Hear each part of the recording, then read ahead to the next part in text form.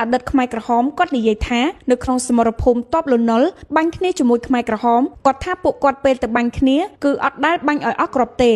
កំភ្លើងខ្លីទុកយ៉ាងតិច3គ្រាប់ក្នុងករណីសត្រូវគេវាយជន់ត្រង់សេះបានហើយអត់ឲ្យគេចាប់បានទេគឺបាញ់ខ្លួនឯងព្រោះទាហានសម័យមុនគ្មានច្បាប់គ្មានទម្លាប់អន្តរជាតិស្អីទេវាធ្វើទារុណកម្មសាហាវណាស់រស់ពិបាកជាងស្លាប់មានសេរីចាស់ខ្លះក្នុងវ៉ាឡូគឺមានគ្រាប់បែកមួយគ្រាប់ជាប់ខ្លួនជានិច្ចគាត់អត់បាញ់ខ្លួនឯងទេគឺពលីជាមួយសត្រូវបើសម័យនេះសៀមវាខ្លាចតបខ្មែរយើងត្រង់ថាវាបុកត្រង់សេយើងអត់បែកគោលបំណងសៀមគឺចង់វាយរុញយើងឲ្យធ្លាក់មកនៅជើងភ្នំបើវាយកចំណុចខ្ពស់បានទាំងអស់យើងវាយឡើងវិញវេទនាហើយតែដូចជាមានបារមីម្ចាស់ភ្នំដងរែកមកជួយខំក្នុងរងមុខវាប្រឹងបុកយ៉ាងម៉េចក៏បុកអត់បែកចុងម៉ោងវាប្រឹងរត់ចេញដូច zombie មួយសន្ទុះក៏ស្ងាត់ឈឹងបើមានបទបញ្ជាឲ្យវាយរុលទៅមុខវិញវាយវាបាក់តបតែម្ដងទីហ៊ានសៀមរៀងមួយជីវិតតែយើងនៅគោរពច្បាប់អន្តរជាតិយើងប្រើសិទ្ធិត្រឹមតែការពារដែនអធិបតេយ្យភាពរបស់យើងនៅសៀមវាថាងាប់មួយគឺងាប់100ព្រោះពេលបាញ់ចាប់ពី3ថ្ងៃក្រុមពូដឹកទឹកនឹងស្បៀងឡើងលើនៅខាងច័ន្ទក្រហមពេលខ្យល់មក